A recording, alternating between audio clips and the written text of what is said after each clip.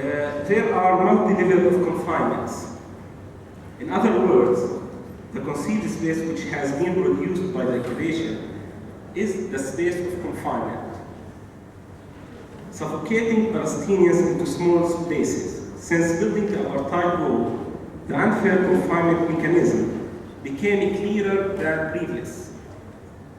In this presentation, I will mention just two scales. Despite that, in the occupied Palestine, there are many levels of confinements. The first one, household scale level, the second, local scale level, and regional scale level and national level. I'll start to highlight the household scale level. One of the strange cases that I noted in the third grade, the case of Hani Amir. This case is considered, if you look at the map, you will see the house of Hani here, and the Jewish colony is here. And actually, the house is totally sandwiched by concrete walls. And this is the bathroom room that is used only by the Israeli soldiers. And since the building of the wall, Israeli bulldozers destroyed his surrounding spaces and prevented him to communicate naturally to the surrounding.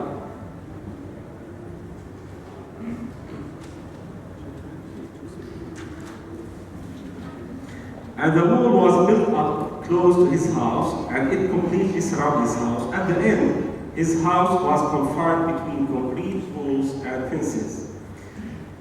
The photo shows that the view of their villages was replaced by a giant concrete wall. And his family has to pass through two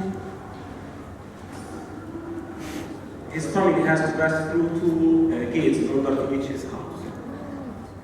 And as a result, the family has been cut off from friends and Palestinian neighbors, and just few people visit the house because of fear.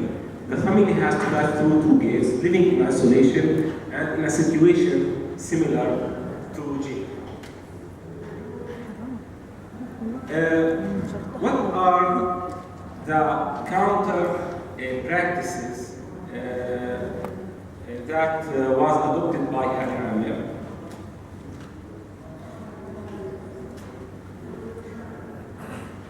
Actually, despite that the image of incubation authority dominates the scene, the interviews that I did is very, very helpful to unveil the meaning of space of resistance in this case, because the space of resistance is not about the materiality of the space, but it is about symbols that counter the hegemonic image. So, without interviews, the meaning of this kind of space cannot be explored. So, how Hani practices counter action clearly by persistence on his rights of the space. Before building the wall, Hani refused all Israeli attempts to force him to leave his house, where he has lived before the establishment of the Qana Jewish colony. The attempts included an alternative place to live, large amount of money, and harshment of Jewish settlers. During the interview that I conducted, Hani insisted not to stop living in his house or to abandon it under any circumstances, despite all suffering. The next scale that I'm going to focus on is the regional scale, which can be described as unfair confinement mechanism in the regional scale.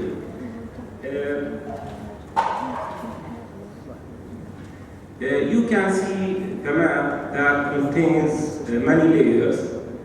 The blue layer represents the Palestinian communities. The orange layers represent the Palestinian communities, while the blue layers represents the Jewish colonies. And this is the apartheid rule that tries to encircle the Qibtiyya as a city and to isolate it from surrounding and natural surroundings.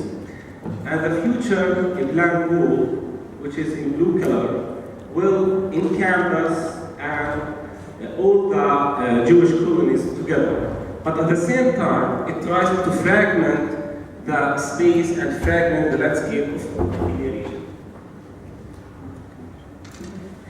As a result, many farmers are prevented to go and reach their farming lands. And those who are given permits to work, their movements depend on gates and permit system. It is worth to mention that many agricultural lands have been neglected and then confiscated.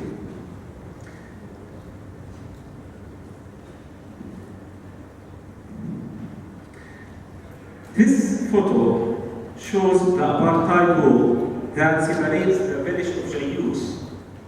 This is the village of Jayus, and this is the apartheid wall, and this is the farming lands that are related to the village. The apartheid wall separates the farming lands from the village of Jayus. And if you look in this, if you see this photo, it shows that one of those farmers that are under inspection while and during the movement from the village and to his farming land. And actually, this is the reality, and this is unfair confinement mechanism, because the gates determines who have to go to his land at what time. And the gate opens at the morning and closes at the evening.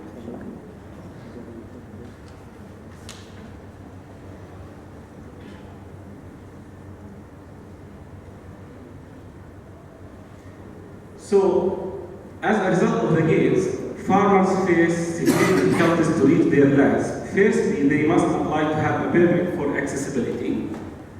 And if they succeeded to have it, then the secondly, have the difficulty of the limited time to work, because there are gates in the wall that control their access to land, and these gates open in the morning and are locked in the evening.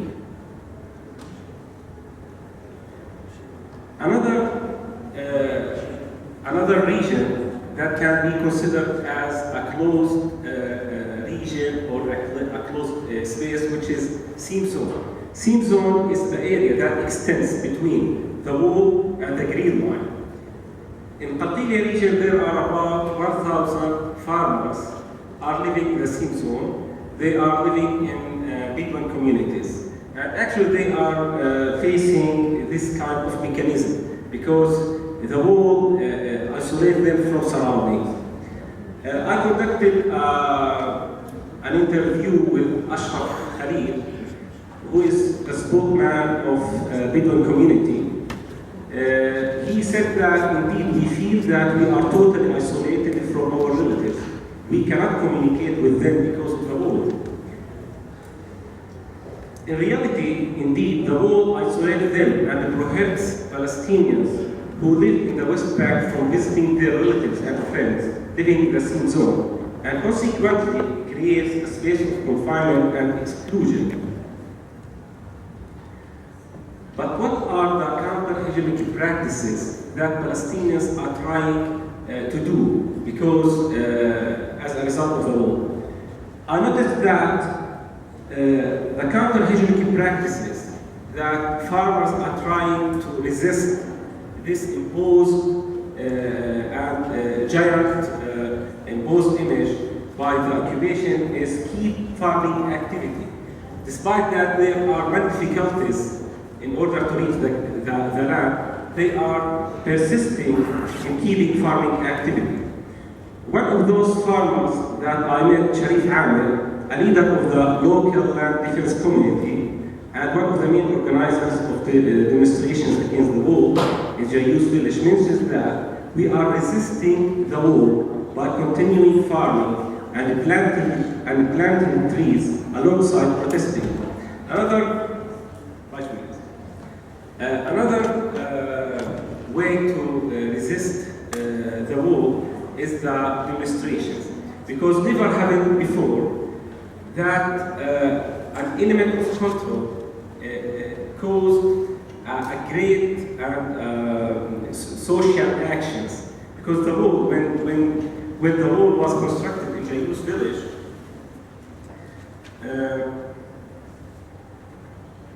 and the struggle against the elements of control, specifically the wall, has developed from an idea of complaints to a state of social actions, including demonstrations.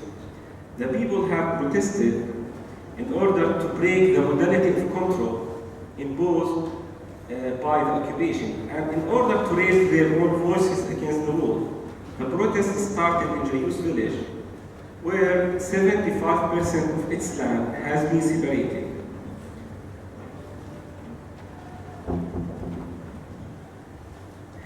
I would like to conclude, to put this issue, I'm not saying that it is a final paper, but in order just to highlight this gap of planning literature and the gap in planning in landscape theories. I'm arguing that, in conclusion, those who are living under oppression, they can participate, maybe they can participate in the production of the space. So in conclusion, Palestinian farmers who have been oppressed and prevented from their right to use their private owned lands, as explained, practiced the space of resistance, which is the space of inhabitants, where the imagination of people seeks to change. Actually, they refuse the hegemonic image imposed over their landscape and have tried to resist that to change the actual space, which is perceived space in Lefebvre terminology, which sustains oppression and exploitation as a result of occupation. The second conclusion, farms are not just places of work at all. Instead, the relation between farms and villagers is manifested in various ways, like crop tending, practicing social activities, preserving cultural values, and also promoting struggles against oppression. Another, let's say, local conclusion. The disposition of Palestinian farmers, i.e. deprivation from land, is a continuous policy started in the year 1948 when the first part of Palestine occupied. And when Palestinian villages or Palestinian villages were raised by Jewish militant groups. So I expect that this policy is expected to be continued because the manipulation and transformation of landscape is done by the occupation. Since the occupation will continue, the transformation and manipulation and confiscation will continue. The final conclusion, final point, despite that landscape is full of elements of control implanted by the occupation, it is still possible for those who are under oppression and subjection to create their own images to form counter-hegemonic image and action. And I will just clarify just one point. The final note is the aim, because this conference aims to develop and enhance the rural areas in the West Bank. So, without taking into consideration those places, I think the recommendation will not be complete because those places actually are under threat. So, the final note is the aim of developing and preserving landscape in the West Bank cannot be achieved by neglecting the cases that I talked about. Therefore, decision makers and planners should take into consideration seriously this issue. They have to go in detail to find out many ways to support the smooth of those farmers, because one of the main features of the struggle against the incubation is the land. And thank you for your listening.